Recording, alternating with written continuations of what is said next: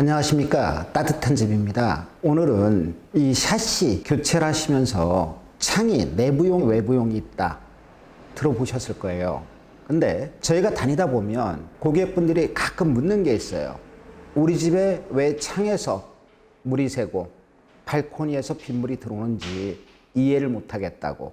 밖에는 알루미늄 샤시고 안에는 목문이 돼 있는데 자꾸 빗물이 들어온다고 그래요. 그래서 제가 좀 설명을 해드릴까 그럽니다. 자, 샤시에는 분명히 내부용, 외부용이 있어요.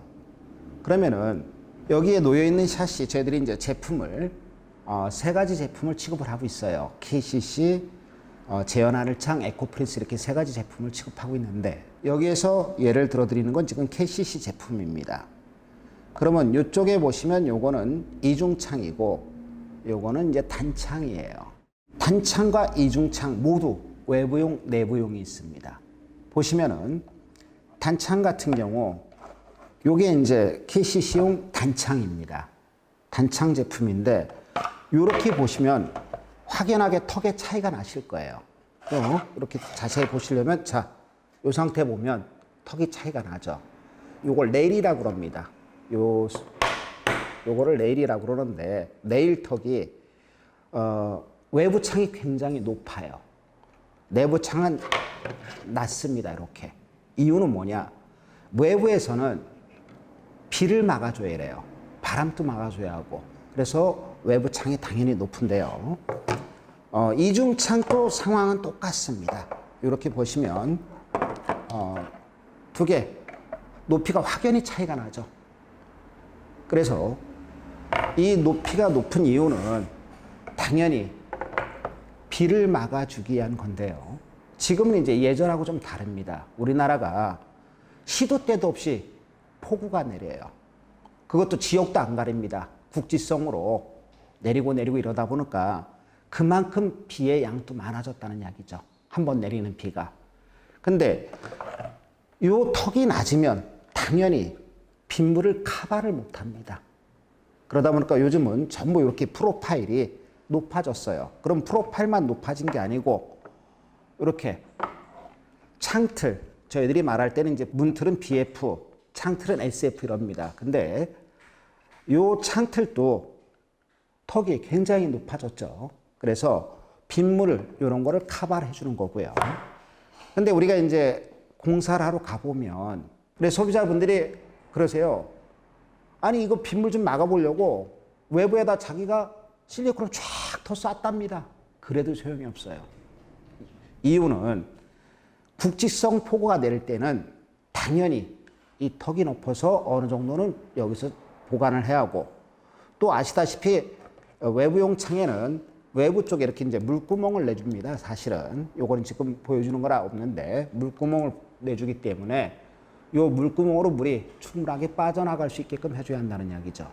그래서 이 외부용과 내부용을 정확하게 알고 시공을 하셔야 돼요. 어떤 분들은 여기저기서 견적을 받아보셨다고 그래요. 근데 이쪽 집은 한 4, 50만 원에 싸대요. 이쪽 집은 4, 50이 비싸대요. 이유는 어디에 있을까요? 같은 제품인데. 외부용으로 써줬을 경우는 단가가 당연히 저렴합니다. 외부용에서도 발코니만 따지시면 안 되고요. 이제 안방, 작은 방 이렇게 밖으로 바로 밖이 보이는 창들이 있어요. 밖하고 접한 부분에는 이렇게 발코니 창문을 써줘야 합니다. 그래야만 빗물 유입이나 이런 걸 차단할 수가 있어요. 옛날 한 30년 된 아파트들은 대부분 목창호와 알루미늄 창호가 이중으로 되어 있는 경우가 많아요. 그래서 알루미늄 창호와 목틀이 같이 구성이 되어 있는 분들 중에 어떤 분들은 또 내부는 목틀을 냅두고 외부만 또 알루미늄 창을 없애고 PVC 샤시로 교체하신 분들이 있어요. 근데 이분들도 공통점이 하나 있어요. 목문과 알루미늄으로 구성되어 있는 집에 가서 한 가지만 교체했을 경우 알루미늄을 교체하든 목창문을 교체하든 간에 대부분 업체들에서 어떻게 해줬냐? 내부용 샤시를 써줬다는 이야기죠. 이건 굉장히 문제가 많습니다. 그래서 여러분들이 공사하시면서 조금 더 신중하게 생각하셔야 할 부분은 이 창의 용도가 있다는 거죠. 근데 요즘은 비도 많이 내리니까 여기에 맞춰서 창을 시공을 해줘야 한다는 이야기죠. 왜?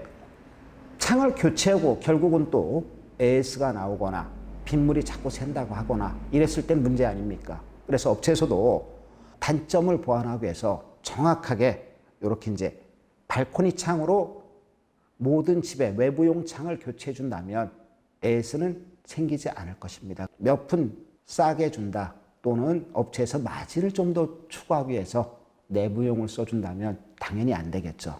두껍고 높다는 이야기는 당연히 자재값이 비쌉니다. 그래서 그러는 건데 여러분들이 공사를 의뢰하시면서 우리 집 창호가 내부용으로 들어오고 있는지 또는 외부용으로 들어오고 있는지 이 점에 대해서는 확실하게 따져볼 필요가 있다는 이야기죠. 샷이 작은 돈 아닙니다. 적게는 몇백에서 돈 1,000만 원까지 쓰는 샷인데 한 번 해놓고 2번 다시 할지 안 할지 모르는 작업인데 저희도 이렇게 이제 창호를 교체하면서 많은 부분을 신경 써서 해드리지만 소비자들도 이 정도는 알고서 공사를 해주셨으면 하는 바람에서 이 시간은 창호도 분명히 내부용, 외부용이 있고 외부 창은 분명히 발코니용으로 써줘라 하는 것을 강조하기 위해서 오늘은 이 영상을 찍게 됐습니다. 다음에는 조금 더 유익한 정보를 갖고 여러분들을 찾아뵙도록 하겠습니다. 감사합니다.